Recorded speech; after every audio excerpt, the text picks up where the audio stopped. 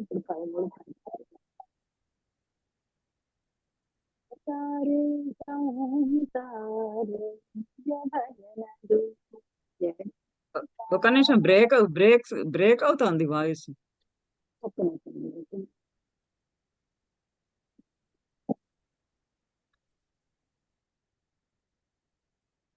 ఇప్పుడు వినిపిస్తుందా మేడం? ఆ, అంటే నేను బయట ఉన్నాను, వేరే చోట, అయ్యో అందుకని అవునా.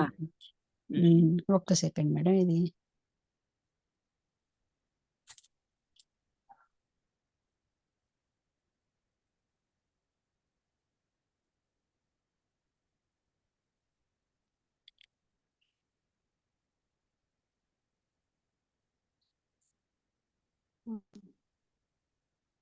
ఇప్పుడు బాగా ఉందా మేడం?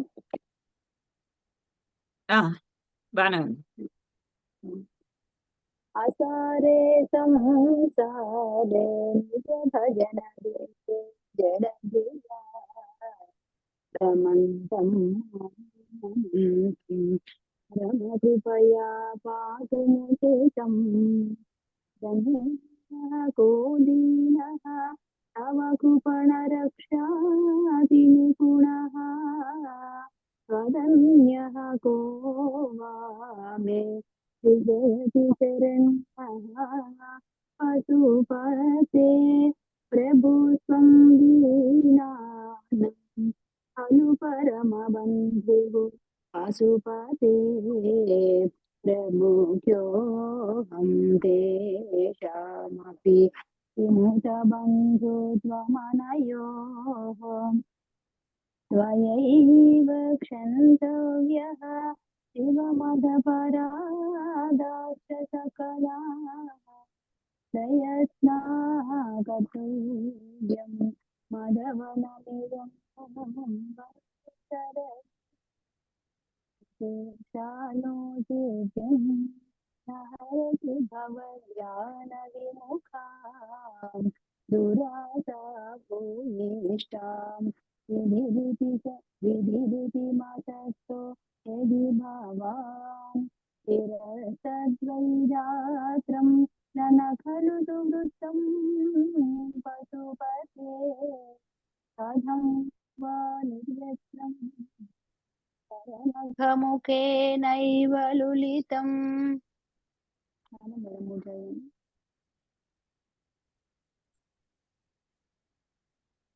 ఓకే, పర్వాలేదు. కొంచెము బ్రేక్ పుస్తకం కూడా దగ్గర లేనట్టుంది. వాయిస్ కూడా కొంచెము బ్రేక్ అవుతూ వస్తుంది. ఏదైనా శివుణ్ణి స్మరించుకున్నాం కదా, శివుని యొక్క స్వరూపం ఎలా ఉంటుందో అనేదే మనం ఇప్పుడు పార్వతి చెప్పడంతో వింటూ ఉన్నాం. సన్యాసి వేషంలో వచ్చిన బ్రహ్మచారి శివుడు, పరమశివుడు పార్వతీదేవి తోటి ఇది నీకు తగినటువంటి వరుడు కాదు, అవస్తు నీకు తగినటువంటి వాడు కాదు. ఎంచేతంటే నువ్వేమో కలహంస లక్షణాలతో ఉన్నటువంటి పట్టు చీరలు ధరిస్తావు, అతడేమో శోణిత బిందువర్షి, రక్తం కారుతూ ఉన్నటువంటి గజాజినమేమో అతను ధరిస్తాడు. మీ ఇద్దరు పాణిగ్రహణం చెయ్యాలి అని అంటే నీ చేతికేమో వివాహ కంకణాలు అట్లాంటివి కట్టుకుని మంగళకరమైనటువంటివి నీ చేతికి ధరించి ఉంటే అతనేమో పాములని చేతికి చుట్టుకొని ఉంటున్నాడు. ఆ పాణిగ్రహణం ఎలా జరుగుతుంది అసలు? అలాంటి దాన్ని ఎవరు ఒప్పుకోగలుస్తారు? అలానే నువ్వు అత్తవారింట, నువ్వు పుట్టింట్లోనేమో పూలు పరిచినటువంటి నీ కాళ్ళకి ఏదన్నా గుచ్చుకుంటుందేమో అని మెత్తగా ఉండేటటువంటి పూలు పరిచినటువంటి నేల మీద నువ్వు ఇక్కడ నీ పుట్టింట్లో నడుస్తూ ఉంటే, అక్కడ అత్తగారింటికి వెళ్ళిన తర్వాత పరేత భూమిషు శ్మశానంలో వికీరణ కేశాసు వెంట్రుకలన్నీ కూడా వెదజల్లబడి ఉన్నటువంటి ఆ నేలపైన నువ్వు నడవాలి. ఇంకా నువ్వేమో ఏ- ఏనుగు అంబారి ఎక్కాల్సిన దానివి అతడి అక్కడికి వెళ్ళిన తర్వాత ఏమో మరి ముసలి ఎద్దుని ఎక్కవలసి వస్తుంది. అది చూసి అందరూ ఎంత నవ్వుతారు, ఎంత హేళంగా ఎగతాళిగా ఉంటుంది అని ఇట్లా రకరకాలుగా ఆమెని అసలు అతడు ఎవరికి పుట్టాడో తెలీదు. దిగంబర దిగంబరుడుగా ఉన్నాడంటే అతనికి సంపదలేమి లేవన్నమాట. కనీసం అంటే వస్త్రాలు కొనుక్కునేంత సంపద కూడా అతనికి లే లేదన్నమాట. రూపం చూస్తేనేమో ఎగిడి దిగిడి కళ్ళు. ఇదంతా ఎందుకమ్మా ఇటువంటి దాని పట్ల నీకు ఇంత ఆసక్తి? అలాంటి దానిపైన నీకున్నటువంటి కోరిక అది వదిలి వేసేయి. అతనేమో చితాభస్మ ర నువ్వు అతన్ని కౌగిలించుకున్నప్పుడు అతని ఒంటి మీద ఉన్న చితాభస్మ రజమే గదా నీకు అంతా బు బూడిదే గదా నీ ఒంటికి పూసుకునేది. చక్కగా ఎర్ర చందనం పూసుకునేటటువంటి నీ శరీరానికి అలాంటిది చేసుకుంటావా? ఇలాంటివన్నీ వద్దు అని బ్రహ్మచారి పార్వతికి నచ్చజెప్పడానికి రకరకాలుగా ఆహ్, పరమశివుడిలో ఉన్నటువంటి రకరకాలైనటువంటి లోపాలన్న లోపాలంటే అవి పార్వతి దృష్టిలో లోపాలు కాదు. కానీ ప్రపంచం దృష్టిలో అట్లా ఉంటుంది అని ఆ లోపాలలాగా ఎత్తి చూపిస్తూ ఆమెని ఆహ్, అసదీప్సితాత్ ఆ తగని కోరిక నుండి ఆమెని వెనక్కి మార్చాలి అని చాలా ప్రయత్నం చేశాడు. అలా అంత ప్రయత్నం చేస్తుంటే అంతకుముందు నీ కోరుకున్న వరుడెవరు అంటే ఆమె సిగ్గుపడి, బిడియబడి మే పక్ సఖి వంకకి చూసి పేరు చెప్పమంది. కానీ ఇప్పుడు ఇలా మాట్లాడేటప్పటికి ఆమెకి రోషం వచ్చి అన్నిటికి ఇంకా జవాబు చెప్పడానికి మొదలుపెట్టింది. ఎంత కోపంగా అన్నమాట. వంకరగా తిరిగినటువంటి కళ్ళతోటి, ఎర్రబడినటువంటి కళ్ళతోటి అసలు ఆమె మొహము, ఆమె చూపు ఎలా ఉందంటే, ఆ సమయంలో ఆ బ్రహ్మచారి నీకేమన్నా శాపమిచ్చేస్తుందేమో అన్నంత కళ్ళల్లో ఉన్నటువంటి కోపాగ్నితోటి అతన్ని భస్మం చేస్తుందేమో అన్నంత కోపంగా అతని వైపు చూసింది. చూసి కానీ అంటే బ్రాహ్మడు గదా! అందుకని శాపం ఇయ్యడానికి ఇష్టం లేక మాట్లాడుతూ మాటలతోటి ఇలా చెప్తోంది. నీకసలు భువాచ చైనం పరమార్థతః హరం న వేస్సి నూనం యత ఏవ మాత్తమా అలోక సామాన్యం అచింత్య హేతుకం.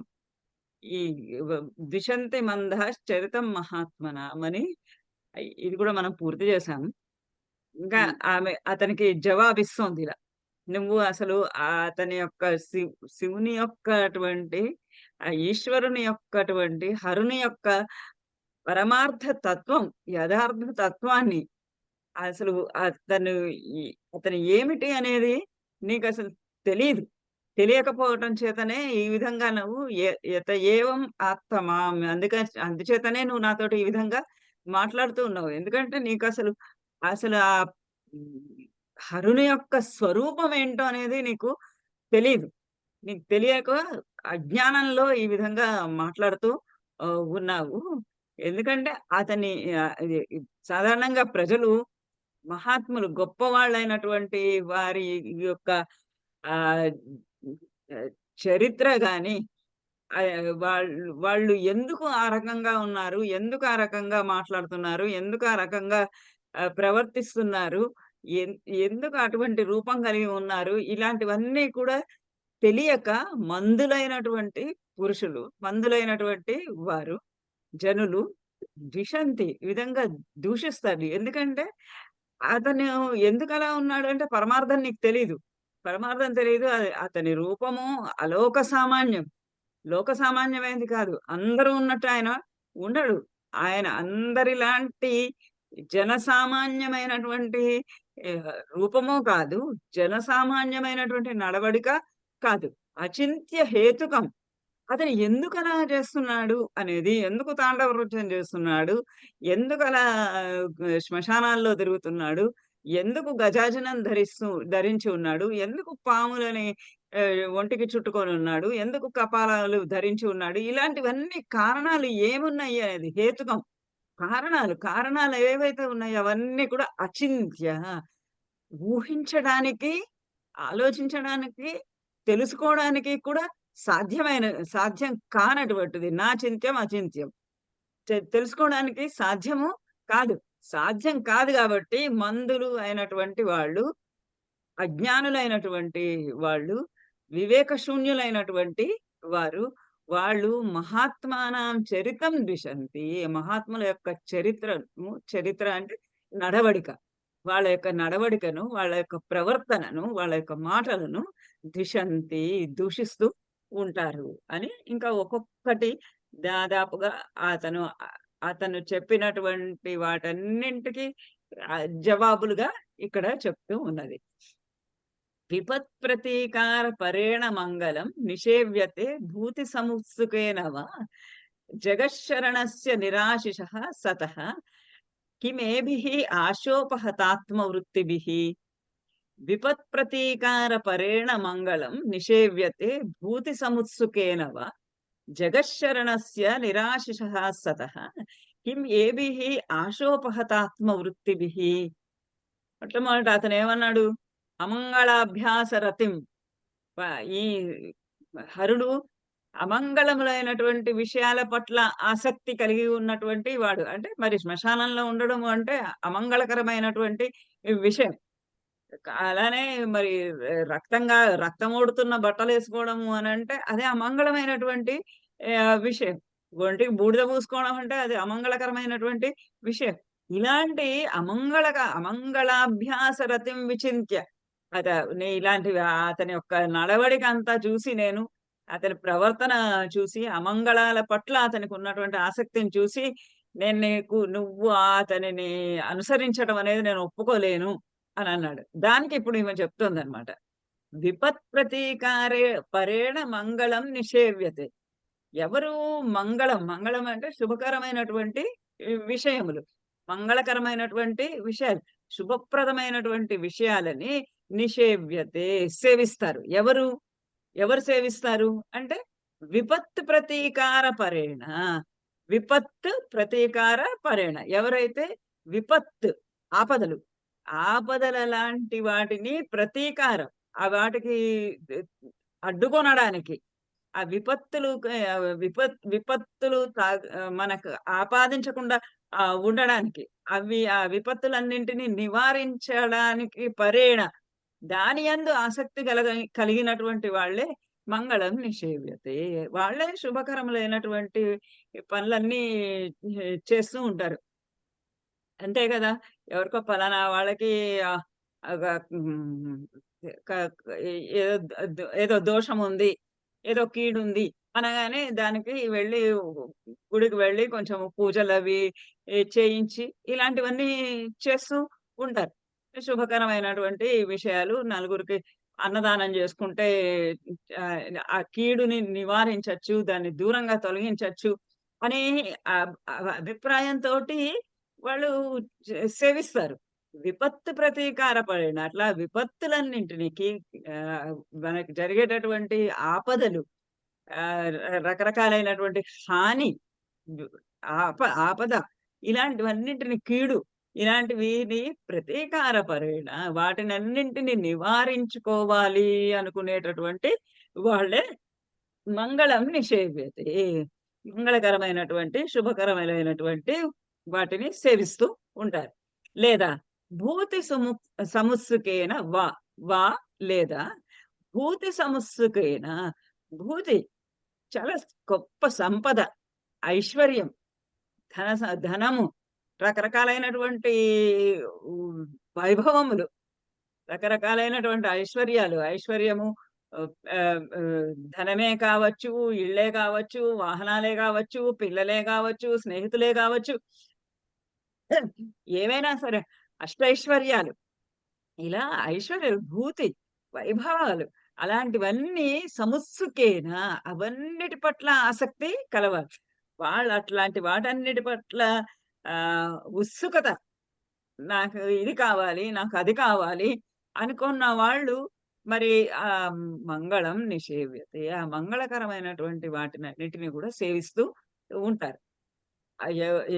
అంతేగాని జగశ్శరణస్య నిరాశిషః సతః. ఇతనేంటి? ఇతనెలాంటి వాడు? ఎలా అయి సతహా ఉన్నాడు? ఎలా ఉన్నాడు అంటే, జగత్ శరణస్య, జగత్తంతా ఆయన శరణు పొందుతుంది. నాకు ఏదైనా విపత్తొస్తున్నది అనంటే, నేను శివుడు శివుడికి అభిషేకం చేసి పూజ చేస్తాను.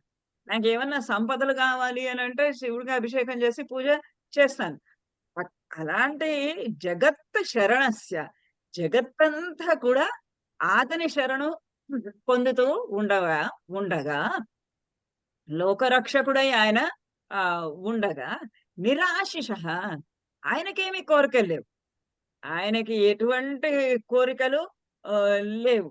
ఎటువంటి కోరికలు నిరాశిషః ఆశ ఆహ్, ఆహ్, ఆశయాలు, కోరికలు అలాంటివన్నీ లేనటువంటి సతహ అంటే ఉన్న అటువంటి వాడై ఉండగా కిం ఏభిః ఆశోపహత ఆత్మవృత్తిభిః.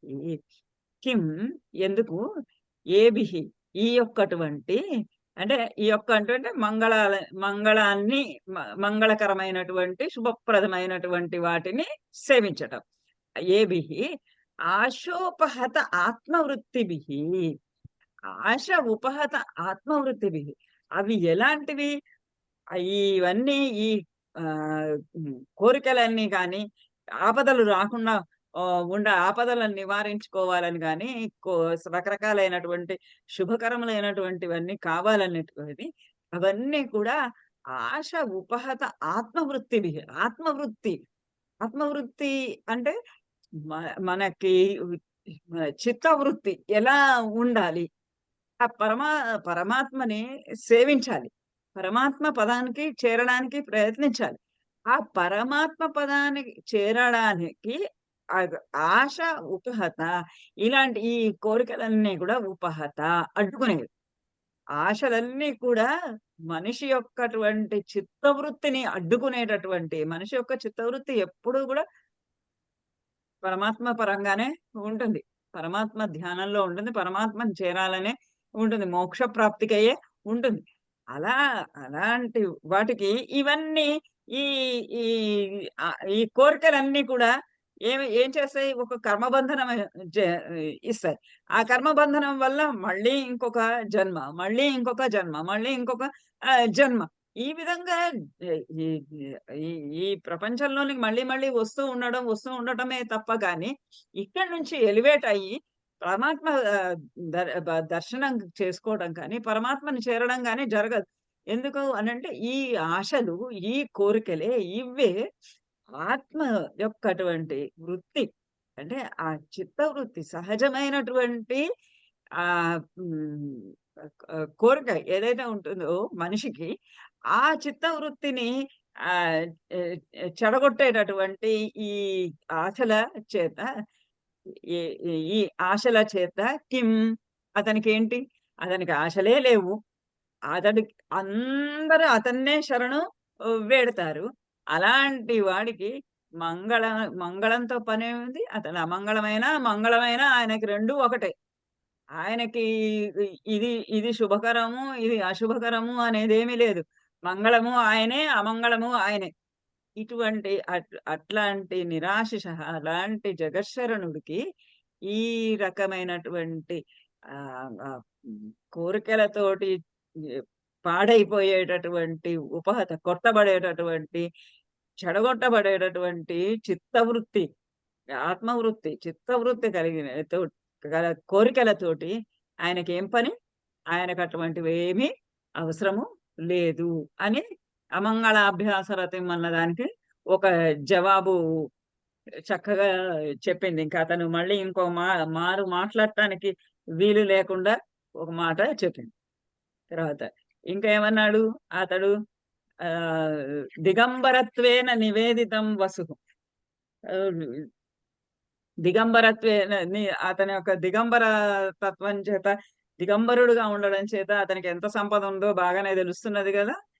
అతను వేసుకున్నటువంటి బట్టలు బట్టి తెలుస్తోంది కదా! అతనికి ఎంత ఎంత ధనం ఉందో అని అక్కడ అక్కడ ఆ మాట ఒకటి అన్నాడు. దానికిప్పుడు జవాబు చెప్తాం. అకించనః సన్ ప్రభవః స సంపదా త్రిలోకనాథః పితృసద్మగోచరः స భీమరూపः శివ ఇతి ఉదీర్యతే న సంతి యాథార్థ్యవిదః పినాకినః. అకించనః సన్ ప్రభవః స సంపదాం త్రిలోకనాథః పితృసద్మగోచరः స భీమరూపः శివ ఇత్యుదీర్యతే న సంతి యాథార్థ్యవిదః పినాకినః. ఇంకా ఏమన్నాడు? పరేత భూమిషు తిరుగుతూ ఉంటాడన్నాడు కదా! దానికి దిగంబరత్వేన నివేదితం వసుః అన్నదానికి జవాబిది. అకించనః సన్. అవును. అతడు అకించనుడు. అకించనుడు అంటే అత్యంత పేదవాడు. కించిత్తు కూడా లేనటువంటి వాడు. నా కించన అకించన. కించిత్ ఒక చిన్న మాత్రం గూడా. ఒక కాని మాత్రం గూడా. ఒక్క చిన్న నాణెమంత మాత్రం గూడా ఏమీ లేదు. ఎందుకంటే ఇల్లు లేదు, వాకిలి లేదు ఆయనకి. ఇల్లు లేదు, వాకిలి లేదు, ఏమీ లేదు. ఆ చలికాలంలో ఆ చల్లటి కైలాస పర్వతం మీద అలా తిరుగుతూ ఉంటాడు.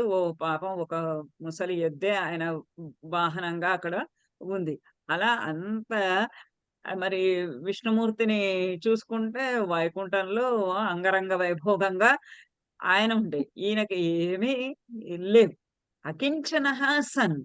అకించనుడు అయినప్పటికీ కూడా ఏమీ లేనటువంటి పేదవాడు అయినప్పటికీ కూడా అత్యంత దరిద్రుడు అయినప్పటికీ కూడా ప్రభవః సహ అతడు సంపదాం ప్రభవః అనేక రకాలైనటువంటి సంపదలన్నింటినీ ఇచ్చేవాడు.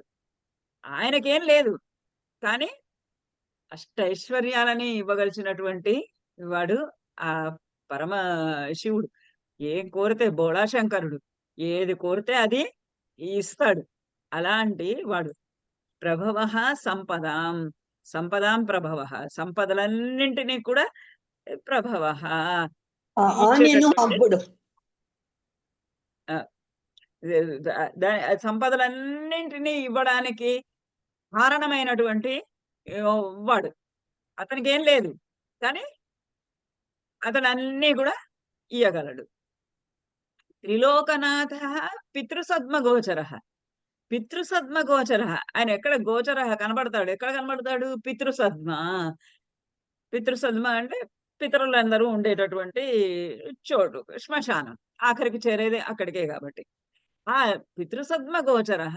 ఆ శ్మశానంలో కనబడుతూ ఉంటాడు. కానీ త్రిలోకనాథః అంటే ఆయన రూపము అచింత్య హేతుకం.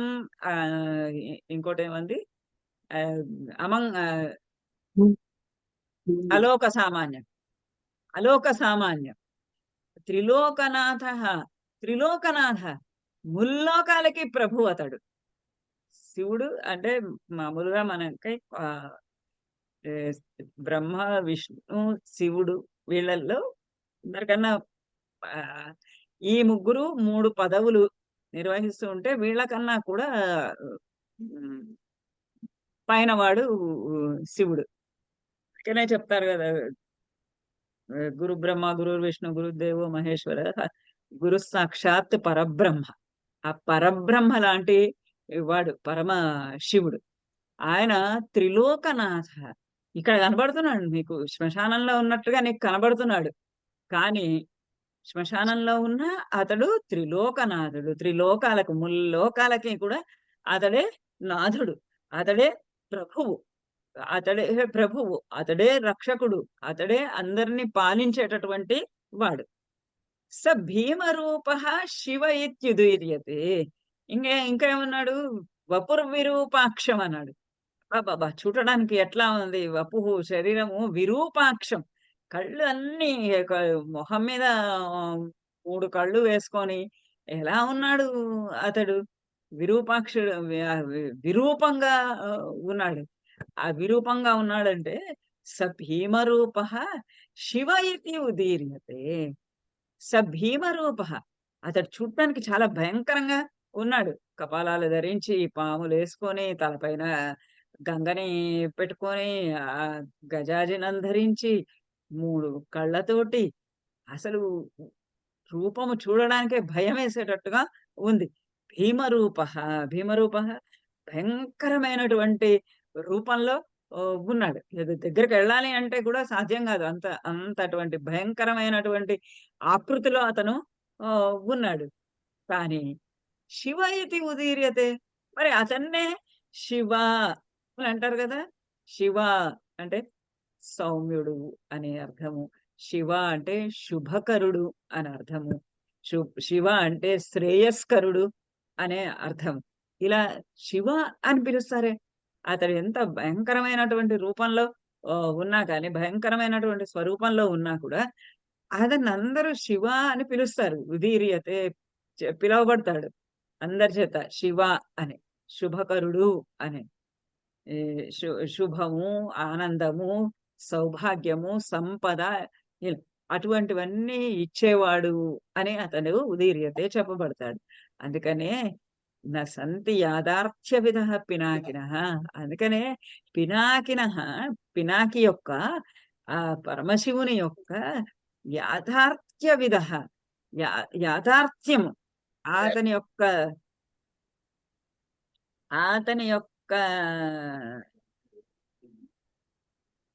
ఏమండి జ్యోతిర్వల్లి గారు రావడానికి అవడం లేదా?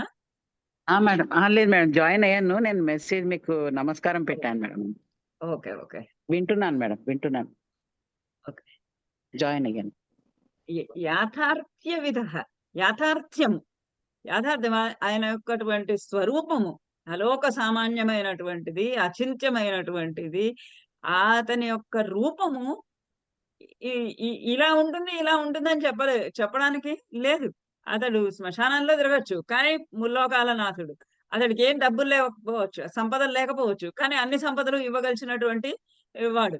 అంటే అతనికి వాటి మీద ఆశ లేదు కాబట్టి అతని యొక్క స్వరూపం ఏంటి అనేది ఎవ్వరికి తెలుసుకోలేరు. యాథార్థం పరమార్థ స్వరూపము విదహ తెలిసినటువంటి వారు నా సంతి ఎవ్వరు లేరు. ఆ పరమాత్మ యొక్క స్వరూపము తెలిసినటువంటి వారు ఆ పరమార్థము, ఆ పినాకి యొక్క పరమార్థము, ఆ శివుని యొక్క పరమార్థ తత్వము, ఆ తత్వం తెలిసినటువంటి వాళ్ళు ఎవ్వరు లేరు. ఆ తత్వం తెలిసిన వాళ్ళకి మోక్షమే. ఆ తత్వం ఎవరు తెలుసుకొన జాలరు. అటువంటి ఆకృతి ఆయనది అని అక్కడ ఒక పరేత భూమిషు తిరుగుతాడు అని, దిగంబరత్వేన నివేదితం వసు అన్నదానికి వాటికి జవాబు చెప్పారు. మళ్ళీ ఇంకా విభీషణోద్భాసి పినద్ధ భోగివ గజాజినాలంబి దుకూలధారివ కపాలివా స్యాద్ అథవా ఇందుశేఖరం న విశ్వమూర్తేః అవధార్యతే వపుః. విభీషణోద్భాసి పినద్ధ భోగివ గజాజినాలంబి దుకూలధారివ కపాలివా స్యాద్ అథవా ఇందుశేఖరం న విశ్వమూర్తేః అవధార్యతే వపుః. నువ్వు అనుకుంటున్నావు ఈ శివుని యొక్క స్వరూపము ఇలా ఉంది, గజాజనం ధరించి ఉన్నాడు అలా అని. కానీ ఆ విశ్వమూర్తి యొక్క విశ్వమంతా కూడా ఆయన యొక్కటువంటి మూర్తియే. అంటే మొత్తం ప్రపంచం, ఇటు శుభకరమైనటువంటి విషయాలు, అశుభకరమైనటువంటి విషయాలు అన్నీ ఆయనే. అసలు ప్రపంచమంతా కూడా పరమేశ్వరుని సృష్టి. ఆ పరమేశ్వరుని యొక్క స్వరూపమే అంతటా ఉన్నది. నాలో ఉన్నది, మీలో ఉన్నది, ఇంకోళ్ళలో ఉన్నది, చెట్టులో ఉన్నది, చేమలో ఉన్నది, పశువుల్లో ఉన్నది, సర్పాల్లో ఉన్నది. ఎక్కడ ఉన్నా సరే అదంతా కూడా ఆ పరబ్రహ్మ యొక్క స్వరూపమే. అంటే ఇవన్నీ మాటల్లో చెప్పడానికి ఈజీగా ఉంటుంది, కానీ ప్రాక్టీస్ అభ్యాసం చేయడానికి కష్టము. ఆ విశ్వమూర్తి, అందుకనే విశ్వమూర్తే వపుః నా అవధార్యతే, ఎవరు గ్రహించలేరంటోంది. ఆ విశ్వమూర్తి మొత్తము లోకమంతా ఆయనే అయినటువంటి, లోకం యొక్క స్వరూపమంతా ఆయన అయినటువంటి ఆ శివుని యొక్క వపుః, ఆయన యొక్క శరీరము, విశ్వమే ఆయన మూర్తి, ఆయన రూపం. విశ్వమే మూర్తి అయినటువంటిది ఆ లోక స్వరూపుడు, ప్రపంచ స్వరూపుడైనటువంటి ఆయన వపుః శరీరము నా అవధార్యతే, ఎవ్వరు కూడా ఇది ఇది ఇది అని నిశ్చయించలేరు. ఆయన ఇలా ఉంటాడా, ఈ రూపంలో ఉంటాడా, ఈ రూపంలో ఉంటాడా, ఈ రూపంలో ఉంటాడా అనేది నిశ్చయించడానికి లేదు. ఎందుకంటే అన్ని రూపాలు ఆయనవే. ప్రపంచంలో ఉన్నటువంటి చెట్టు చేమ దగ్గర నుంచి, జంతుజాలం దగ్గర నుంచి, పంచభూతాల దగ్గర నుంచి అన్నీ ఆయన స్వరూపమే. ఆయన స్వరూపమైన తర్వాత ఇది, ఇది, ఇది, ఇది అని ఎలా నిర్ణయించడానికి సాధ్యమవుతుంది? నా అవధార్యతే. ఎవ్వరు కూడా నిశ్చయించలేరు. ఎందుకంటే విభీషణోద్భాసి పినద్ద భోగివ. విభీషణోద్భాసి ఆయన విభీషణ విభూషణ విభీషణ కాదు విభూషణ విభూషణోద్భాసి విభూషణాల చేత భాసి ప్రకాశిస్తూ ఉండొచ్చు. ఆ పినద్ద భోగివా ఆ భోగి పాముని పినద్ద ధరించైనా ఉండొచ్చు. ఆయన ఇలా అయినా ఉండొచ్చు, అలంకారాలన్నీ ధరించి ఆభరణాలన్నీ ధరించైనా ఉండవచ్చు, లేదా ఆభరణాలు ఏమీ లేకుండా సర్పములే ఆభరణములుగా ధరించి కూడా ఉండవచ్చు. గజాజనాలంబి దుకూలధారివ. గజాజనాలంబి గజాజనమును ధరించి ఉండవచ్చు లేదా దుకూలధారి పట్టు వస్త్రాలు ధరించి ఉండవచ్చు. ఆయన ఇట్లానూ ఉంటాడు, అట్లానూ ఉంటాడు. కపాలివా స్యాత్ అథవా ఇందుశేఖరం. కపాలాలు ధరించి ఉండవచ్చు. మెయిన్ గా కపాలం ధరించేది బ్రహ్మదేవుడి యొక్క తల. ఆయనకు 5 తలలు ఉంటాయి. ఆ 5వ తల నలికేసి ఆ కపాలాన్ని తన మెడలో ధరిస్తాడు.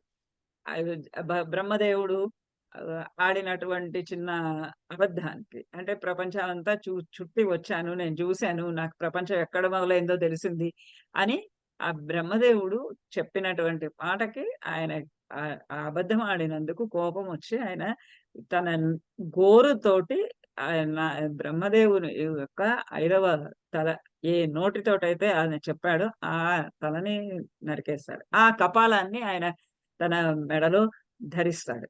అలా కపాలివా స్యాత్ అథవా ఇందుశేఖరం. అలా కపాలాలు ధరించి ఉండవచ్చు. రక్తం ఓడుతున్నటువంటి కపాలం అలా దాన్నన్నా ధరించి ఉండొచ్చు. అథవా లేకపోతే ఇందుశేఖరం చల్లటి చందమామని తలపైన పెట్టుకొని, చంద్రవంకను తల పెట్టుకొని ఉండవచ్చు. ఇందుశేఖరం. ఇందు అంటే చంద్రుడు. చంద్రుని శేఖరం శిఖరాగ్రం పైన తలపైన పెట్టుకున్నవాడి అయి ఉండొచ్చు. ఆయన ఎలా అయినా ఉండవచ్చు. ఎందుకంటే ఆయన విశ్వమంతా కూడా ఆయనే. విశ్వమంతా ఆయన అయినప్పుడు ఇది ఇలా ఉంటాడు, ఇలా ఉండకూడదు, ఇది ధరించాడు, అది ధరించలేదు, ఇలాంటి వాటి ప్రసక్తే లేదు. ఎందుకంటే ఎవరికి అసలు ఆయన ఆ విశ్వమూర్తి యొక్క లోక స్వరూపుడైనటువంటి, లోకనాథుడైనటువంటి, ప్రపంచమే తానైనటువంటి ఆ శివుని యొక్క స్వరూపము ఎవ్వరు కూడా అర్థం చేసుకోలేరు. నా అవధార్యత. ఇది ఇది ఇది ఇది అని చెప్పలేరు. నిర్ణయించి అతని చెప్పలేరు. ఎందుకంటే అతడు ఎలా అయినా ఉండొచ్చు. అలంకారాలతో ప్రకాశిస్తూ అయినా ఉండొచ్చు, సర్పాలు ధరించి అయినా ఉండొచ్చు, గజాజనం ధరించవచ్చు, లేదా పట్టు వస్త్రాలైనా ధరించవచ్చు, కపాలాలే ధరించవచ్చు, లేదా చందవంకనే ధరించవచ్చు. ఇది ఏంటి? అలోక సామాన్యమైనది. అలోక సామాన్యమైనది, అచింత్య హేతుకమైనది అతని యొక్క స్వరూపం. నీకేం తెలుస్తుంది? నువ్వు ఎందుకు అది తెలుసుకోక, అతని యొక్క స్వరూపం ఏమిటి అని తెలుసుకోక నువ్వు ఇట్లా మాట్లాడుతూ ఉన్నావు. పరమార్థత నవేసి ఆయన పరమార్థ స్వరూపాన్ని నువ్వు తెలుసుకోక ఇలా అంటున్నావు. శుభం ఏంటి, అశుభం ఏంటి? అన్నీ ఆయనకి ఒక్కటే. ఆయనకి ఇలా తేడా ఏమీ లేదు అని. ఇంకా తదంగ సంసర్గమవాప్య కల్పతే ధ్రువం చితాభస్మరజ విశుద్ధయే తథాహి నృత్యాభినయ క్రియాచ్యుతం విలిప్యతే మౌలిభిః అంబరౌకసాం. తదంగ సంసర్గమవాప్య కల్పతే ధ్రువం చితాభస్మరజో విశుద్ధయే తథాహి నృత్యాభినయ క్రియాచ్యుతం విలిప్యతే మౌలిభిః అంబరౌకసాం. అదేమన్నాడు, నువ్వు గంధాలు పూసుకోవాల్సినటువంటి నీ ఒంటి పైన చితాభస్మ రజ పదం కరిష్యతి, చితాభస్మ రజము నీ ఒంటికి పులుముకుంటుంది అని హేళన చేశాడు, ఎక్కిరించాడు. ఇంకా అలా అంటే అయుక్తమైనటువంటి రూపం అతడు ధరించి ఉన్నాడు అని అంటే దానికి చెప్తున్నది. తద్ అంగ సంసర్గం అవాప్య కల్పతే ధ్రువం చితాభస్మ రజ విశుద్ధై. ఆ తదంగ అతని యొక్క అంగ శరీరాంగముల యొక్క సంసర్గం వాటితోటి కూడికను అవాప్య పొంది ధ్రువం ఖచ్చితంగా చితాభస్మ రజ, ఆ చితాభస్మ రజము, ఆ చితి మీద నుంచి వచ్చినటువంటి చితాభస్మ, ఆ చితి నుంచి వచ్చినటువంటి ఆ భస్మము, ఆ బూడిద, అది ఆ భస్మ రజ, ఆ ధూళి కణాలు, చితి మీద నుంచి వచ్చినటువంటి ఆ ధూళి కణాలు ధ్రువం ఖచ్చితంగా విశుద్ధయే కల్పతే, విశుద్ధి కొరకు,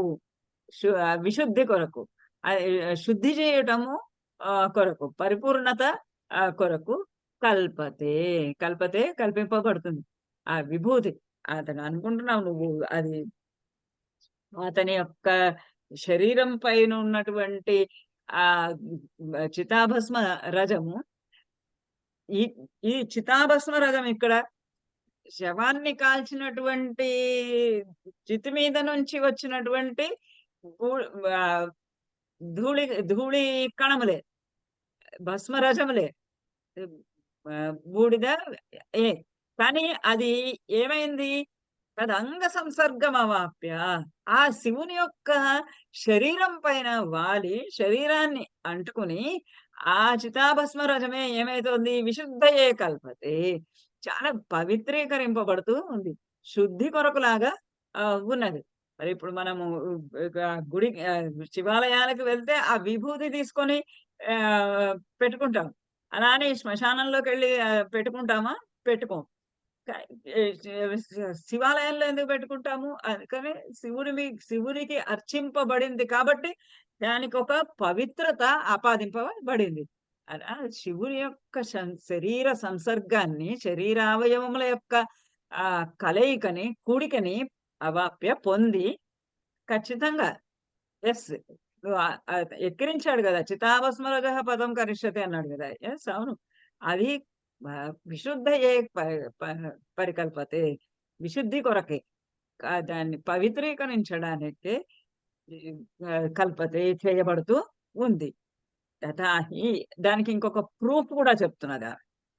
తథాహి, అదే విధంగా నృత్యాభినయ క్రియాచ్యుతం, ఎప్పుడైతే ఈ చితాభస్మ రజము నృత్యాభినయ క్రియ, అతను నృత్యము చేస్తూ ఉన్నప్పుడు, నృత్యాభినయ తాండవ నృత్యము చేసేటప్పుడు, అది అభినయించేటప్పుడు, తాండవ నృత్య చేస్తున్నప్పుడు, ఆ అభినయం చేస్తూ ఉన్నప్పుడు చ్యుతం, కింద పడిపోయిన జారిపోయినటువంటి ఆయన శరీరం మీద ఉన్నటువంటి చితాభస్మ రజము, ఆయన తాండవ నృత్యము చేస్తున్న, శివుడు ఎప్పుడు కూడా తాండవ నృత్యమే, ఆయన ఎప్పుడు లాస్యం లేదు.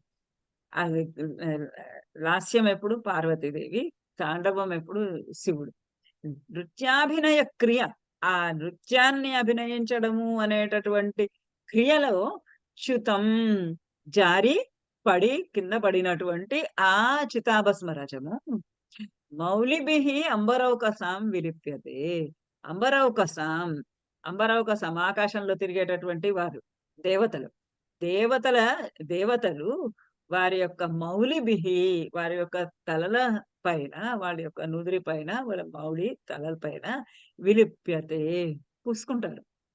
నువ్వు అనుకుంటున్నావు నాకు ఇప్పుడు ఈ శివుడి యొక్క ఆలింగనం వల్ల నాకు సరాసరి అది అతని శరీరం మీద నుంచి నా శరీరం మీదకి అంటుతుంది అని అంటే అది ఎంత అదృష్టమైనటువంటి సంగతి. ఆ కింద అతని శరీరం నుండి అతను నృత్యం చేస్తున్నప్పుడు కింద పడిపోయినటువంటి ఆ చితాభస్మ రజాన్ని అందరూ కూడా, దేవతలందరూ కూడా వారి వారి శిరస్సుల పైన విలిప్యతే పూసుకుంటారు, పెట్టుకుంటారు, ధరిస్తారు. ఆ విభూతిని ధరిస్తారు. ఇంకా అంతకన్నా ఆ చితాభస్మ రజము అని నువ్వు హేళన చేస్తున్నావు కానీ, అది ఎంత పవిత్రమైనది అనంటే, ఆ పవిత్రమైనది గాబట్టి, ఆ దేవతలందరూ కూడా ఆ చితాభస్మ రజము కింద నేల మీద రాలినది. అతని శరీరం మీద నుంచి తీసుకొని పూసుకోవటం లేదు. ఆ కింద ఆయన నృత్యం చేస్తూ ఉంటే, నృత్యం చేస్తున్నప్పుడు కింద జారి పడినటువంటి భస్మాన్ని, ఆ భస్మ రజములను వాళ్ళు వాళ్ళ నుదిటి పైన, వాళ్ళ మౌలిభిః, వాళ్ళ తలల పైన మౌలిభిః, శిరోభిః ఆహ్, హ్మ్. విలిప్యతే పూసుకుంటారు, పెట్టుకుంటారు. ఇంకా అసంపదః తస్య వృషేణ గచ్చతః ప్రభిన్న దిగ్వారణ వాహనో వృషా కరోతి పాదౌ ఉపగమ్య మౌలిన వినిద్రమందార రజో అరుణాంగులిం. అసంపదః తస్య వృషేణ గచ్చతః ప్రభిన్న దిగ్వారణ వాహనో వృషా కరోతి పాదౌ ఉపగమ్య కరోతి పాదా ఉపగమ్య మౌలిన వినిద్ర మందార రజో అరుణాంగులి. ఇంకా ఇంకేమన్నాడు, చాలా అందరూ హేళన చేస్తారు, నవ్వుతారు. నువ్వేమో మరి ఇక్కడ వారణరాజ హార్యం, నువ్వేమో మహా చక్కటి గొప్పదైనటువంటి ఏనుగు పైన, ఏనుగంబారీలోని వెళ్ళవలసిన దానివి నువ్వు.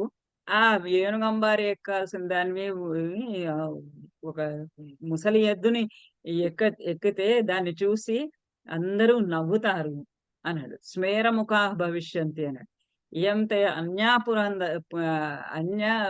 పురతః విడంబన. నీ ముందర ఇదిగో ఇంకొక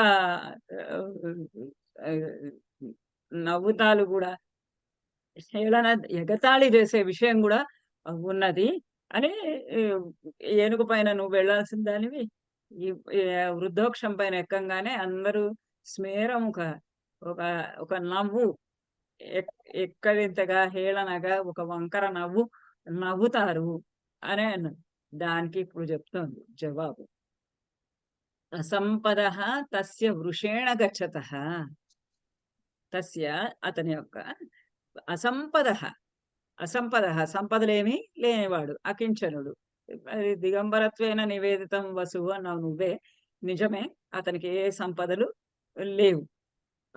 లేకపోయినప్పటికీ తస్య వృషేణ గచ్చతః, అతను ఎప్పుడైతే వృషేణ గచ్చతః, ముసలి ఎద్దు మీదనే వెడుతూ ఉంటే, ఆ ఎద్దు మీదనే పాపం ఆయనకున్న వాహనమే అది.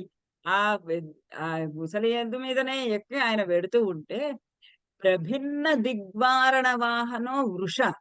వృష ఇంద్రుడు. ప్రభిన్న దిగ్వారణ వాహన. ప్రభిన్న బాగా గండస్థలంలో నుంచి, చెక్కిళ్ళ నుంచి మదజలము కారుతూ ఉన్నటువంటి దిగ్వారణ, దిగ్గజములు. 8 దిక్కులకు 8 ఏనుగులుంటాయి. ఆ దిగ్గజములను దిగ్గజ వాహన, ఆ దిగ్గజాలే వాహనంగా కలిగినటువంటి ఇంద్రుడు ఈయన వెళ్తున్నాడు పాపం. ఒక ముసలి ఎద్దుని ఎక్కి, ఏమీ లేనివాడు, బీదవాడు, బికారి.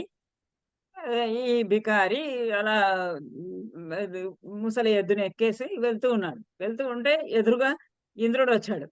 ఇంద్రుడు ఎట్లా వచ్చాడు? పెద్ద ఏనుగు, దిగ్గజములు. దిగ్గజ పైన ఎక్కి దిగ్గజ వాహనుడై ఆ ఇంద్రుడు మదజలం గారుతూ ఉన్నటువంటి, అంటే ఇది బెస్ట్ క్వాలిటీ అన్నమాట. మదజలం గారుతున్నటువంటి ఆ ఏనుగునెక్కి ఎదురుగుండా వస్తున్నటువంటి ఆ వృష ఇంద్రుడు పాదం ఉపగమ్య, ఆ పెద్ద ఏనుగు మీద నుంచి కిందకి దిగేసి, పాదౌ, తన పాదాలతోటి, అంటే నడకతోటి, కాలి నడకన, ఉపగమ్య, దగ్గరగా చేరి, మౌలిన వినిద్ర మందార రజోరుణాంగులి కరోతి. అతని అంటే రకరకాలైనటువంటి పూలు అవి మందారాలు అవన్నీ ధరించి ఉంటాడు కదా ఇంద్రుడు. అండ్ మరి స్వర్గలోకంలో నందనోద్యానంలో ఆయనకి ఒక రకరకాలైనటువంటి పూలు, కల్పవృక్షము, పారిజాతాలు, మందారాలు ఇవన్నీ అక్కడ ఉంటాయి. అవన్నిటిని ఆయన ధరిస్తూ ఉంటాడు. అలాంటి ఆ ఇంద్రుడు మౌలిన అతని యొక్క మౌలి తల శిరస్సు చేత కిరీటములు కలిగినటువంటి ఆ శిరస్సు చేత వినిద్ర మందార రజః ఆయన తలపైన ఉన్నటువంటి ఆ మందారాలు వినిద్ర విచ్చుకున్నటువంటి మందారాలు మందారముల యొక్క రజః ఆ రజము చేత పుప్పొడి చేత అరుణాంగులి కరోతి ఈ ముసలి ఎద్దు మీద వెళ్తున్నటువంటి శివుని యొక్క అంగులి ఆయన యొక్క అంగులిని ఆయన కాలి వేళ్లను అరుణాంగులి కరోతి అరుణమైనటువంటి వాటిగా ఎర్రగా అయ్యేటట్టుగా చేస్తున్నాడు. ఆయన ఐరావతం ఎక్కి వెళ్తున్నటువంటి దిగ్గజం ఎక్కి వెళ్తున్నటువంటి అతను దిగి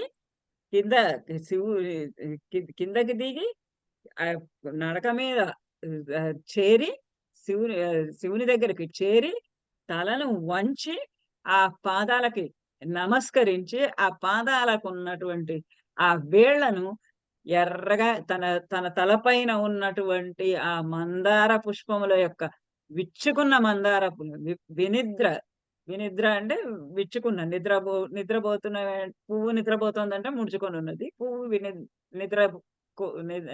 నిద్రను వదిలేసింది అంటే విచ్చుకున్నటువంటి మందార పూల యొక్క పుప్పొడితోటి ఈయన యొక్క పాదాంగులిని అరుణః కరోతి ఎర్రగా చేస్తున్నాయి. అనుకో విడంబన అనుకుంటున్నావు, ఆయన ముసలెద్దు మీద పోతుంటే అది ఒక హేళన అనుకుంటున్నావు. కాదు, అంతకన్నా దేవతల రాజు అయినటువంటి ఆ ఇంద్రుడే అంత గొప్పదైనటువంటి దిగ్గజం మీద వెళుతూ ఉన్నటువంటి వాడే ఆయనే ఇక్కడ కిందకి దిగి ఈ శివుని యొక్క పాదాంగులిని ఎర్రగా అయ్యేటట్టుగా చేస్తూ ఉన్నాడు. తన శిరస్సును వంచి ఆయనకి నమస్కరించడం చేత. ఇప్పుడు ఎవరు ఎగతాళి ఎలా పొందుతాడు? ఎగతాళి పొందేలేదు. అనే అటువంటి పూజనీయుడు, గౌరవనీయుడు, ఆదరణీయుడు, అందరి చేత నమస్కరింపబడేటటువంటి వాడు, అందరి చేత నమస్కరింపబడేటువంటి అతనితోటి నేను వెళుతూ ఉంటే ఎవరు ఎగతాళి చేస్తారు? ఏం చేయరు అని చెప్తుందన్నమాట. వివక్షత దోషమపి చ్యుతాత్మన త్వయేకమీశం ప్రతి సాధుభాషితం ఆమనంత్యాత్మభువః అపి కారణం కథం స లక్ష్యప్రభవః భవిష్యతి. వివక్షత దోషమపి చ్యుతాత్మన త్వయేకమీశం ప్రతి సాధుభాషితం ఆమనంత్యాత్మభువః అపి కారణం కథం స లక్ష్యప్రభవః భవిష్యతి. అలక్ష్య జన్మత అన్నాడు ఒక చోట. అలక్ష్య జన్మత దిగంబరత్వేన నివేదితం వస్తుంది. అలక్ష్య జన్మత, అతని తల్లిదండ్రులు ఎవరో తెలియదు, అతని జన్మ తెలియదు, అతని పుట్టుక తెలియదు, తల్లిదండ్రులు ఎవరో తెలియదు కాబట్టి విద్యాభ్యాసం ఎలా ఉందనేది తెలీదు. మరి తల్లిదండ్రులే అతన్ని ఉపనయనం చేసి గురుకులంలో చేసి విద్యాబుద్ధులు నేర్పించవలసినటువంటి వారు, ఒక క్రమశిక్షణతోటి పెంచవలసినటువంటి వారు. అసలు అట్లా పెంచడానికి అలాంటి క్రమశిక్షణ ఉందో లేదో, విద్యాబుద్ధులు ఉన్నాయో లేదో ఏమీ తెలియదు. ఎందుకంటే అతని జన్మనే ఎవరికి తెలియదు. అలక్ష్యం తెలియబట్టం లేదు. అలాంటి తెలియబడడం లేని వాడితోటి నీకెందుకు వివాహం అన్నాడు కదా, దానికి జవాబు చెప్తోంది అనమాట. వివక్షత దోషమపి, దోషం వివక్షత, నువ్వు అన్ని దోషాలే ఆ పరమశివుని యందు, ఆ హరుని యందు, ఆ పినాకి యందు దోషమునే వివక్షత చెబుతూ ఉన్నావు, నువ్వు పలుకుతూ ఉన్నావు. అతనిలో ఉన్నటువంటి దోషాలే నువ్వు ఒక్కొక్కటిగా ఎంచి చెప్తున్నావు. అన్ని దోషాలు చెప్తున్నటువంటి దానిలో త్వయా నీ చేత చ్యుతాత్మన అంటే నేరములు నింద మోపేటటువంటి వాడ, నిందలు మోపేటటువంటి ఓ త్వయ నీ చేత ఈశం ప్రతి ఏకం ఈశం ప్రతి సాధు భాషితం. ఏకం ఒకే ఒక్కటి ఈశం ప్రతి ఈశుని గురించి, ఈశుని పరమేశుని శివుని పినాకిని గురించి సాధు భాషితం చాలా చక్కగా చెప్పావు. ఒక్కటే ఒకటి నువ్వు అన్ని దోషాలే ఎంచుతూ పోయావు. నీకున్నటువంటి ఆ చ్యుతాత్మన దిగజారిపోయినటువంటి స్వభావము కలిగినటువంటి ఆ దుష్ట స్వభావము కలిగినటువంటి దిగజారిపోయిననే కరెక్ట్. దిగజారిపోయినటువంటి స్వభావము కలిగినటువంటి త్వయాని చేత దోషం వివక్షత అన్ని నిందలే చెప్తున్నావు. నిందలే ఒక్కొక్కటి నిందలే పేర్కొంటున్నావు. కానీ ఇన్ని నిందలు పేర్కొంటున్న దాంట్లో ఒక్కటి మాత్రం ఏకం, ఒక్కటే ఒక్కటి సాధు భాషితం. నువ్వు చాలా కరెక్ట్ గా చక్కగా చెప్పావు ఈశం ప్రతి ఆ శివుని గురించి.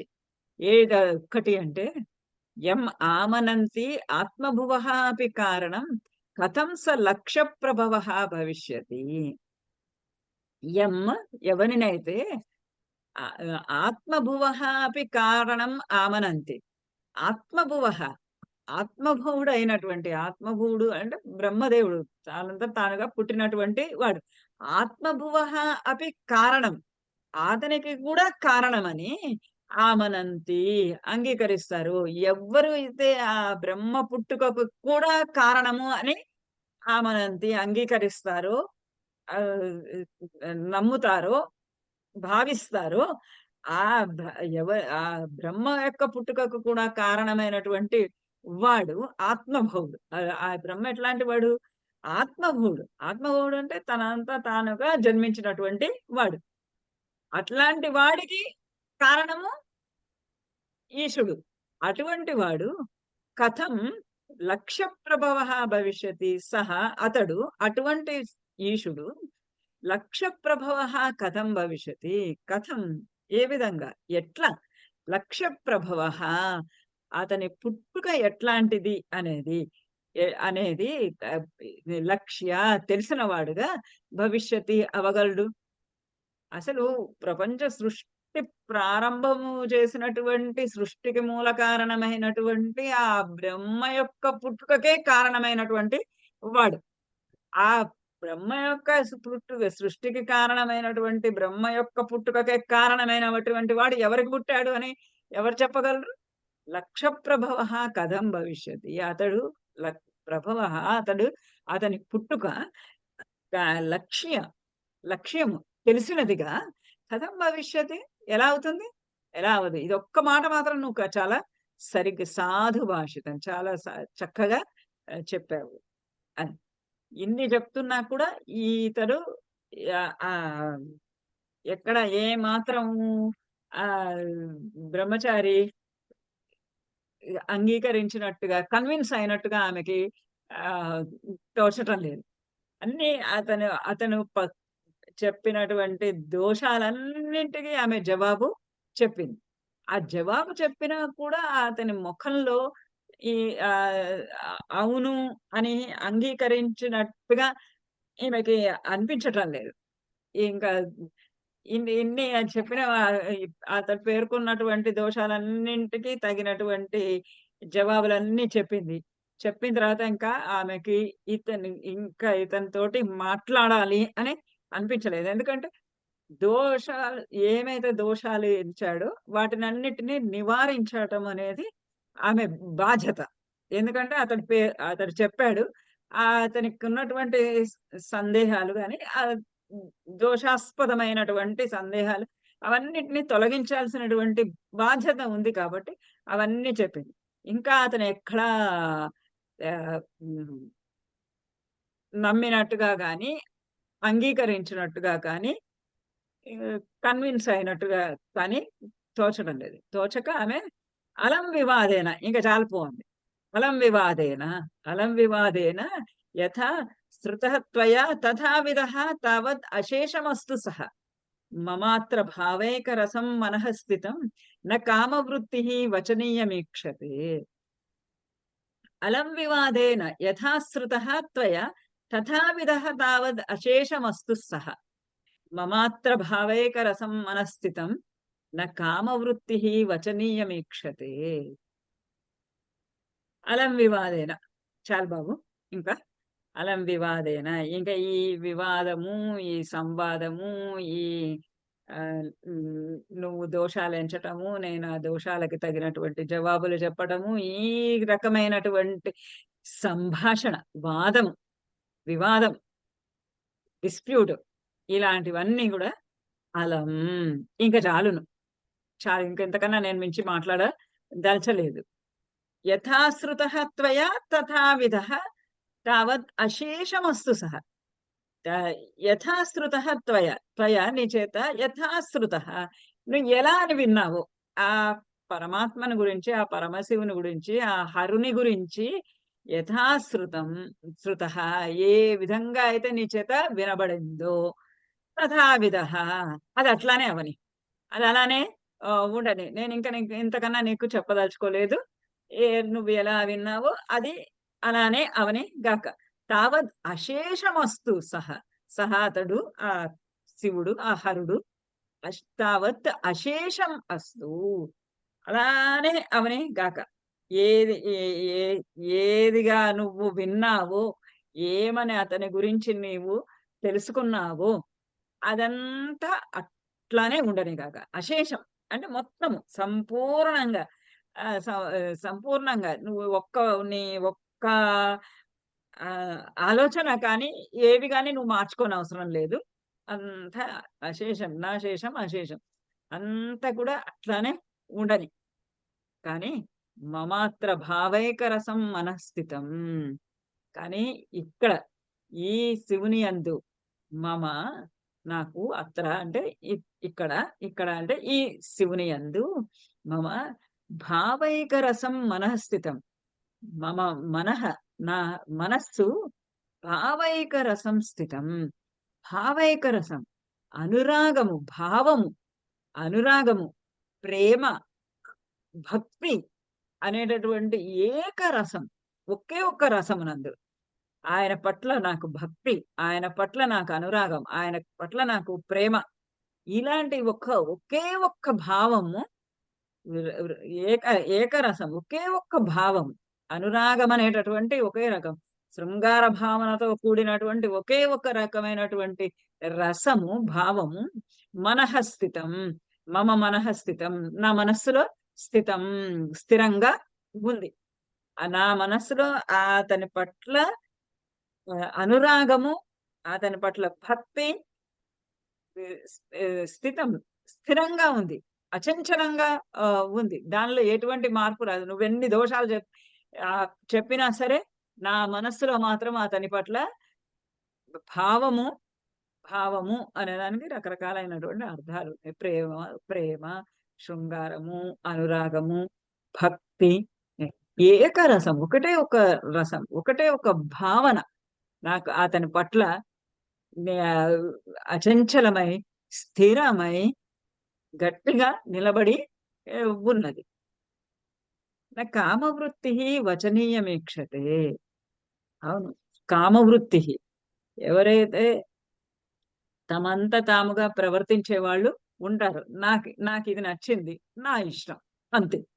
కామవృత్తి స్వేచ్ఛా విహారి అని మలినాథుడు వ్యాఖ్యానం చేశాడు. అంటే తమంతా తాముగా కామవృత్తి, కామ అంటే వాళ్ళ కోరికకు అనుసరించి వృత్తి ప్రవర్తించి వాళ్ళు, కోరికలకు అనుసరించి ప్రవర్తించేటటువంటి వాళ్ళు వచనీయం నా ఈక్షతే. వచనీయం ఒక నిందను, అంటే నాకు ఈ పని పట్ల ఇష్టం ఉంటే ఆ పనిని నాకు ఇష్టం, నాకు ఇష్టమైనటువంటి పనిని ఎవరన్నా వచ్చి ఒక వంక పెట్టటము, ఒక నిందించటము, ఇలాంటి చేయటము నా ఈక్షతే. అవెవరు పట్టించుకోరు, అవి ఎవరు చూడరు. నువ్వు ఎవరిని నిందలన్నా చెప్పు, ఎన్ని నిందలైనా మోపు, నాకు మాత్రం ఇది నచ్చింది, నేను ఇదే చేస్తాను అని. ఎందుకంటే కామవృత్తి కలిగినటువంటి వాళ్ళు. కామం అంటే ఇక్కడ శృంగారము, కామము, సెక్స్ కాదు. కామం అంటే కోరిక. కోరికను అనుసరించి నడిచే వాళ్ళు. ఇప్పుడు షుగర్ పేషెంట్స్ ఉంటారు. డయాబెటిక్ వాళ్ళు ఉంటారు. డయాబెటిక్ వాళ్ళని నువ్వు స్వీట్స్ తినొద్దు అని అంటే, నాకు స్వీట్ ఇష్టము. ఒక చిన్న ముక్క తింటాను అంటారు. మరి వాళ్ళ ఇష్టం అది. వాళ్ళ కోరిక అనుసరించి కాదు నీకు ఇది పడదు, ఇది తినకూడదు అనేటటువంటి ఒక నిందాపూర్వకమైనటువంటి ఒక ఆహ్, పాయింట్ చేయటం అనేది. అట్లాంటి వాటిని నా ఈక్షతే. వాళ్ళు ఒప్పరు. వాళ్ళు సహించరు అని గట్టిగా చెప్పేసింది ఇంకా అతనికి. ఎందుకంటే నువ్వు ఇంకా ఏమన్నా చెప్పాలనుకున్నావేమో కానీ అక్కర్లేదు. నా నా మనస్సు ఇతని యందు స్థిరంగా ఉంది. నాకు ఇతని యందు నా మనస్సు ఇతని పట్ల అనురాగ భావనతోటి అచంచలమై ఉన్నది. ఇంకొక చోటుకి ఎక్కడికి ప్రసరించదు. ఇంకొక చోటికి వెళ్ళదు. ఎందుకంటే ఎవరైతే తమంతా తాముగా తమ కోరికని అనుసరించి ప్రవర్తించే వాళ్ళుంటారో, వాళ్ళు నిందలనన్నింటినీ కూడా చూడరు, పట్టించుకోరు. వాళ్ళకి అవసరం లేదు. నివార్యతాం అది కిమప్యయం వటుః పునర్వివక్షుః స్ఫురితోత్తరాధరః న కేవలం యః మహతః అపభాషతే శృణోతి తస్మాదపి యః సః పాపభాక్. ఇంకా అతను నివార్యతాం ఆది కిమప్యయం వటుః కాదు వటుః పునర్వివక్షుః స్ఫురితోత్తరాధరః న కేవలం యో మహతః అపభాషతే శృణోతి తస్మాదపి యః సః పాపభాక్. ఇంకా అంత గట్టిగా చెప్పింది. నువ్వు ఏం చెప్పి లాభం లేదు. నా మనస్సు ఇక్కడ స్థిరంగా ఉంది. నువ్వు ఎన్ని దోషాలు ఎంచినా సరే, వచనీయం అంటే నింద. దోషాలు నువ్వు ఎన్ని దోషాలు ఎత్తి చూపినా సరే నేనేమీ పట్టించుకోను. ఎందుకంటే నాకిక్కడ ఫిక్స్ అయిపోయింది నా మైండ్. ఇంకా మారదయ్యా అని చెప్తుంటే, ఇంకా అతను ఏదో మాట్లాడాలని, ఏదో చెప్పాలని, ఇంకా ఈ పార్వతిని అనునయించాలని ప్రయత్నిస్తున్నట్టుగా ఆమెకనిపించింది. వెంటనే నివార్యతాం అలి అంటే స్నేహితురాలా అని. ఓ స్నేహితురాలా, ఓ సఖీ నివార్యతాం నివార్యతాం అయం వటుః. నీవు నివార్యతాం ఆపేయ్. ఇతన్ని నివారించు. ఇతడిక మాట్లాడకుండా చూడు. ఎందుకంటే కిమపి అయం వటుః పునర్వివక్షుః. అయం వటుః ఈ వటువు ఈ బ్రహ్మచారి పునః మళ్ళీ తిరిగి ఇంకా కూడా కిమపి వివక్షుః ఇంకా ఏదో మాట్లాడాలని చూస్తున్నాడు. నేను ఇంత గట్టిగా చెప్పాను. అతను చెప్పినటువంటి దోషాలన్నిటికీ జవాబులు చెప్పాను. నా మనస్సు ఇక్కడ స్థిరంగా ఉందని చెప్పాను. అయినా సరే అతను ఇంకా ఏదో వివక్షుః ఏదో చెప్పాలని అనుకుంటూ ఉన్నాడు. కిమపి వివక్షు ఇంకా ఏదో చెప్పాలని అనుకుంటున్నాడు. స్ఫురితోత్తరాధరః కింది పెదవి కదులుతున్నది. అంటే ఏదో మాట్లాడాలి అని ప్రయత్నం చేస్తూ ఉన్నాడు. కంపిస్తున్నది అతని ఉత్తరాధర కింది పెదిమ స్ఫురిత కదులుతూ ఉంది, కంపిస్తూ ఉన్నది. ఆ కంపనం బట్టి నాకు తెలుస్తుంది ఇతను ఇంకా ఏదో మాట్లాడాలి అని అనుకుంటున్నాడు. కానీ నేనేం మాట్లాడను. అయిపోయింది. నాకు చెప్పదలుచుకున్నదంతా చెప్పాను. కాబట్టి నువ్వు నివార్యతాం ఆపేయి, అతన్ని నిలిపేయి. ఎందుకంటే నా కేవలం యః మహతః అపభాషతే శృణోతి తస్మాదపి స పాపభాక్. యః ఎవరైతే మహతః అపభాషతే, మహతః గొప్ప వాళ్ళని గురించి అపభాషతే అపభాషతే నిందాపూర్వకంగా మాట్లాడతారు. అపనిందలతోటి మాట్లాడుతూ ఉంటారు. వాళ్ళు భాషతే నకేవలం నకేవలం వాళ్ళే కాదు, ఎవరైతే మహాత్ములను గురించి, గొప్పవారి గురించి, పూజనీయులను గురించి, గౌరవనీయులైనటువంటి వారిని గురించి అపభాషతే వ్యతిరేకంగా మాట్లాడతారు, చెడుగా మాట్లాడతారు. నిందాపూర్వకంగా మాట్లాడతారు. వాళ్ళు వాళ్ళే కాక కేవలం వాళ్ళే కాక శృణోతి శృణోతి ఎవరైతే శృణోతి వింటారో ఆహ్, ఆహ్, వా కేవలం భాషతే అపభాషతే. కేవలము అతని గొప్పవాళ్ళని గురించి నిందాపూర్వకంగా అపనిందలు వేస్తూ మాట్లాడతారు. వాళ్ళే కాక శృణోతి శృణోతి ఎవరైతే వింటారో తస్మాత్ అపి సభాపవాక్. తస్మాత్ అక్కడి నుండి ఆ మాటలను నుండి వినేవాళ్ళు కూడా శృణోతి స అపి పాపభాక్. అతడు కూడా పాపంలో భాగం పంచుకున్నవాడే అవుతాడు. అంటే గొప్ప వాళ్ళని గురించి మాట్లాడుకుంటూ అపనిందాపూర్వకంగా, నిందాపూర్వకంగా మాట్లాడతారు.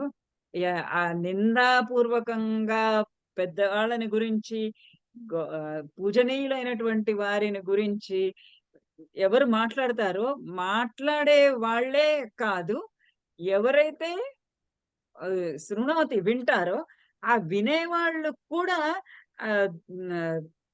అలానే పాపంలో భాగం పంచుకున్న వాళ్ళు అవుతారు అని. ఇలానే మనకి ఒక మహాభారతంలో కూడా ఉంది. వాచ్య పరదోషో వై శ్రోతవ్య కదాచన కర్ణావేవ పిధాతవ్యో ప్రస్థేయం వా తథా అన్యతః అని మహాభారతంలో ధర్మరాజు చెప్తాడు. సో ఎవరైతే ఇతరులని గురించి పెద్దవాళ్ళని గురించి పరదోషాలను గురించి ఎత్తి చూపిస్తూ ఉంటారు, అవి శ్రోతవ్య కదాచన ఎప్పుడు కూడా వినకూడదు. పెద్దవాళ్ళని గురించి, గౌరవనీయులైనటువంటి వారిని గురించి ఎప్పుడైనా ఎవరైనా గాని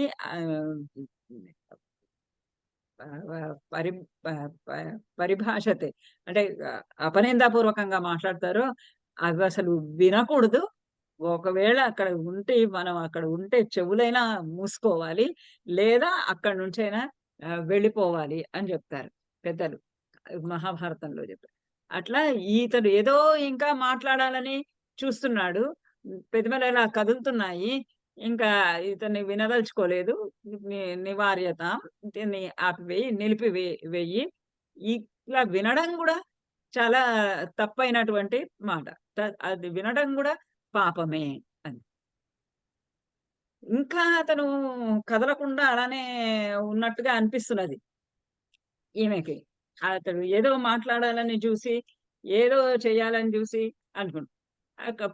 పెద్దలు చెప్పినట్టుగా ఒకవేళ ఎవరన్నా అట్లా అపనిందాపూర్వకంగా మాట్లాడితే చెవులన్నా వినొద్దు, చెవులన్నా మూసుకో, లేదా అక్కడి నుంచైనా వెళ్ళిపో అని చెప్పారు కదా వ్యాస భగవానులు. అందుకని ఇక్కడ కూడా చెప్తున్నాడు. అది అంటే కాళిదాసు తర్వాత వాడు కదా ఆ మాటని తీసుకొని ఇతో గమిష్యామి అథవా ఇతి వాదిని చచాల బాల స్తనభిన్న వల్కల స్వరూపమాస్తాయ చ తాం కృతస్మితః సమాలలంబే వృషరాజకేతనః. ఇతో గమిష్యామ్యథవా ఇతి వాదిని చచాల బాల స్తనభిన్న వల్కల స్వరూపమాస్తాయ చ తాం కృతస్మితః సమాలలంబే వృషరాజకేతనః. ఇతో గమిష్యామి అథవా లేకపోతే ఇతడేమి ఆగేటట్టుగా లేడు. కదులుతున్న పెదమల బట్టి తెలుస్తోంది నాకు ఇంకా ఏదో మాట్లాడబోతున్నాడని.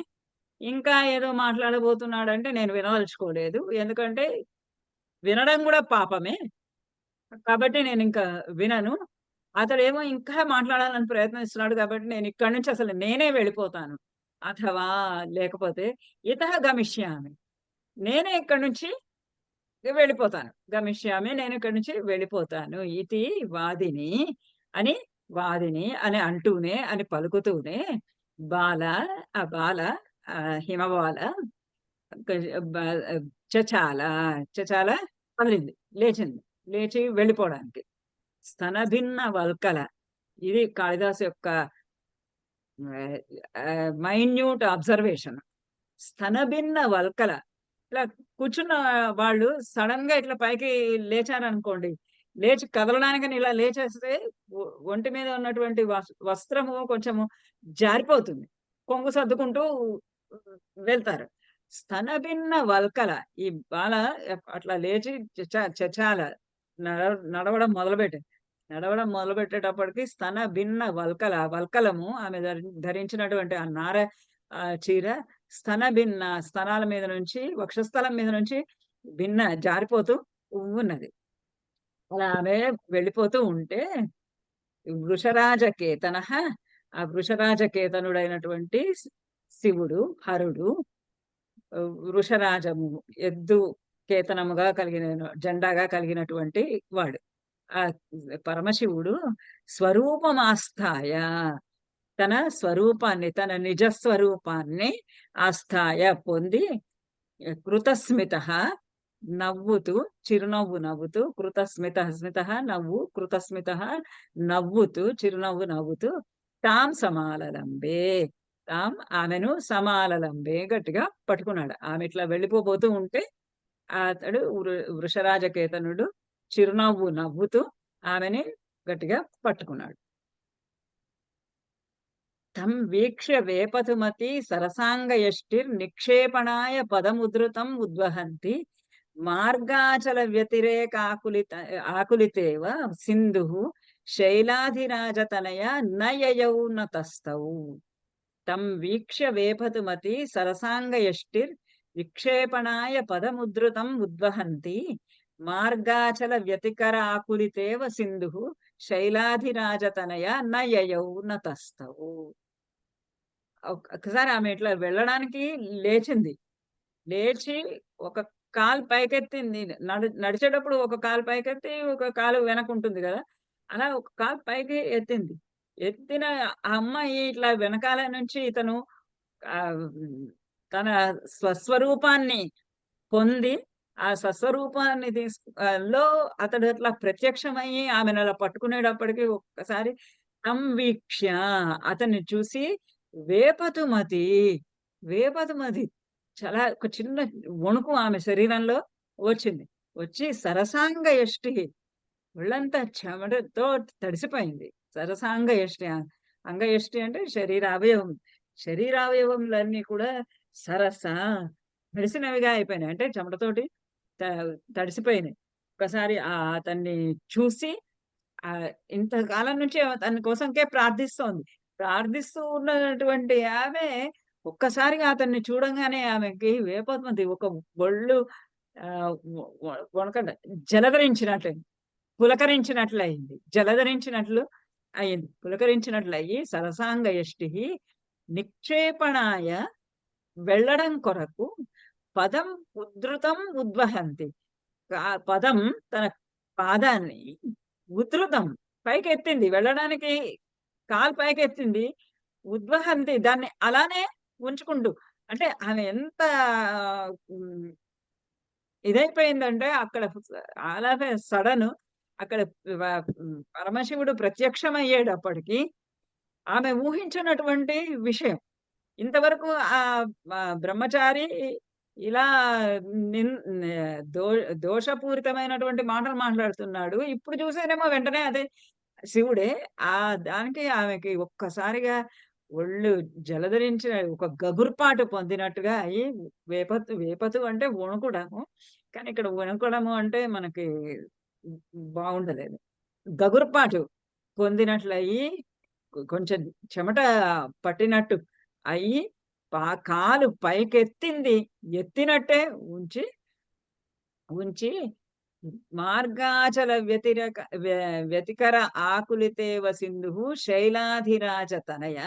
ఆ శైలాధిరాజ తనయ ఒక పాదం ఎత్తినట్లే ఉంచి ఆ శైలాధిరాజ తనయ ఆ పార్వతీదేవి హిమవంతుని కుమార్తె నయయౌ నతస్థౌ.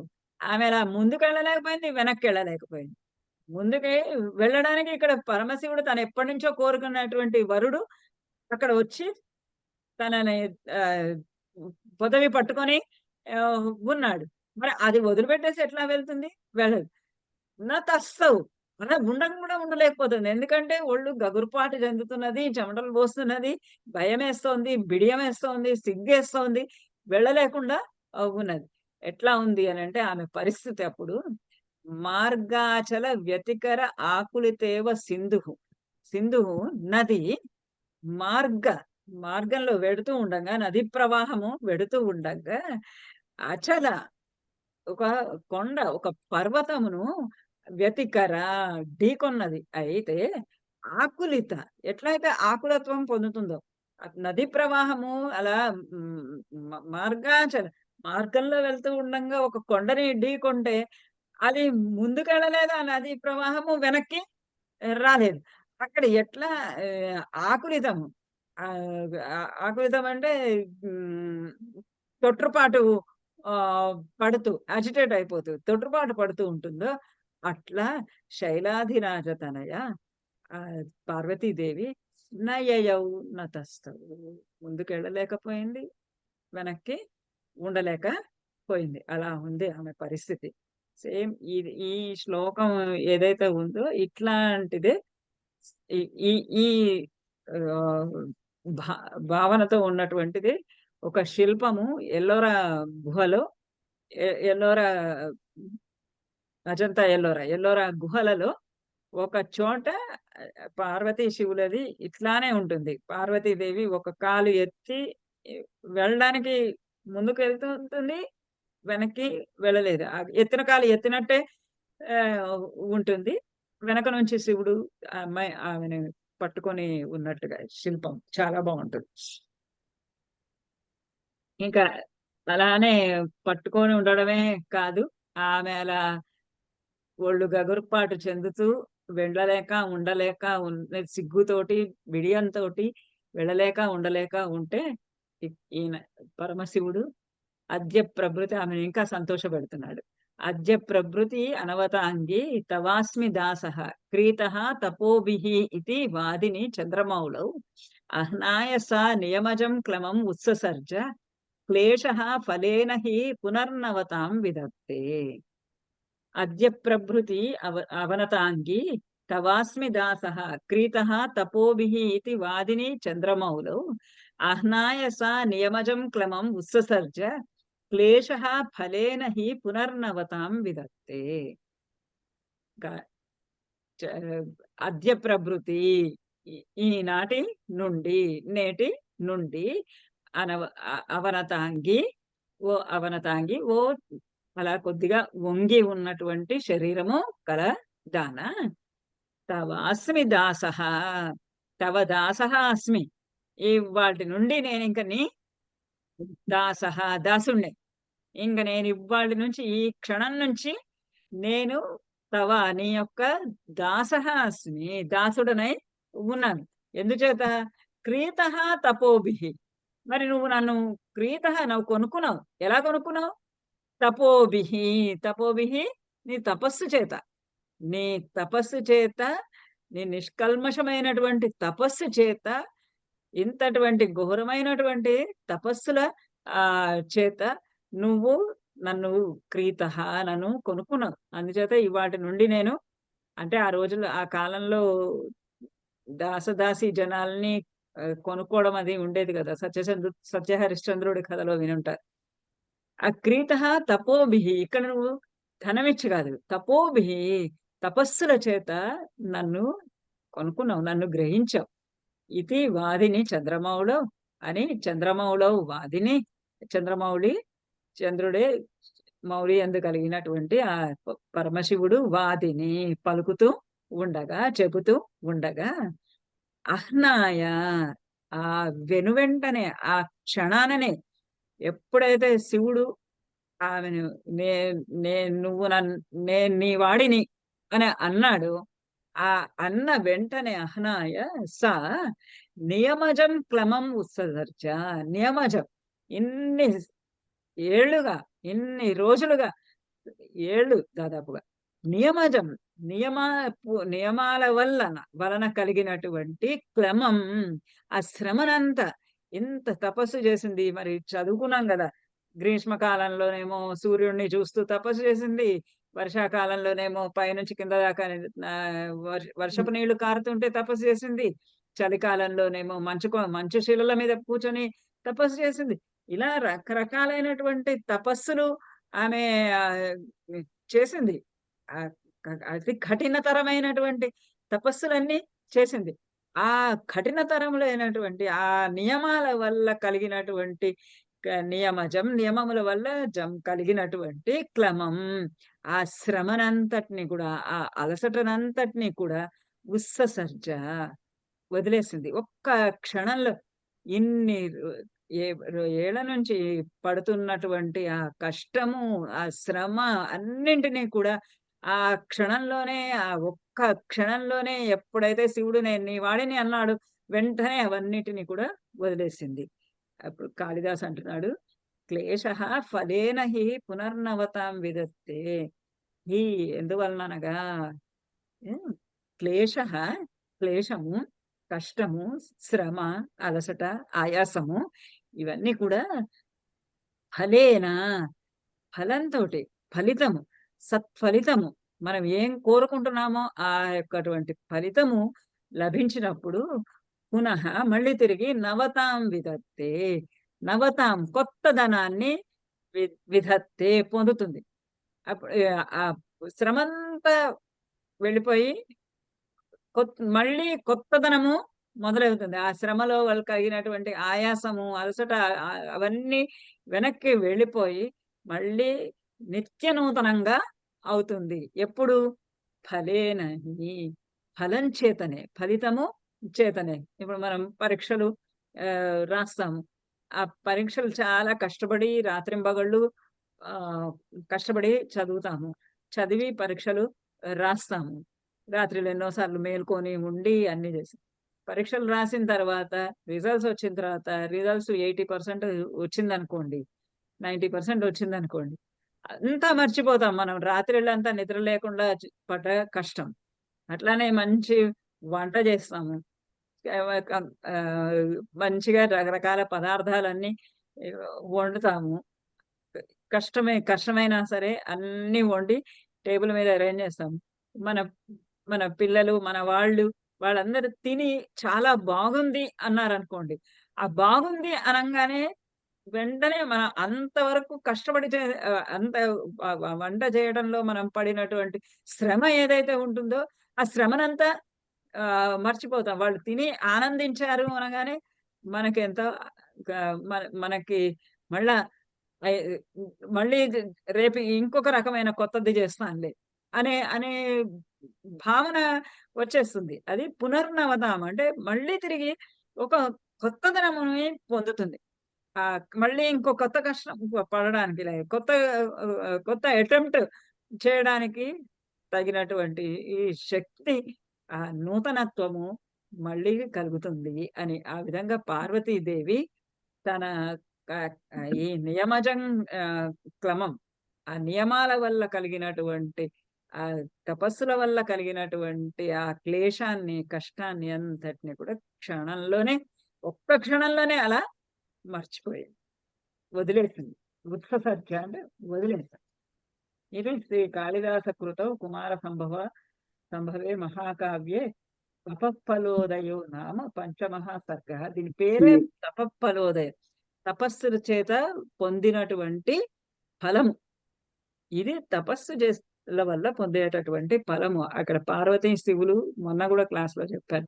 అక్కడ పార్వతీ శివుడు అని వదిలిపెట్టేసేసి జీవాత్మ పరమాత్మ అని కనుక తీసుకుంటే, ఆ జీవాత్మ పరమాత్మని చేరాలి అంటే ఎటువంటి విధమైనటువంటి తపస్సులు చెయ్యాలి, ఎటువంటి నియమాలని పాటించాలి అని చెప్పేటటువంటి కథాభాగము ఈ 5వ సర్గ.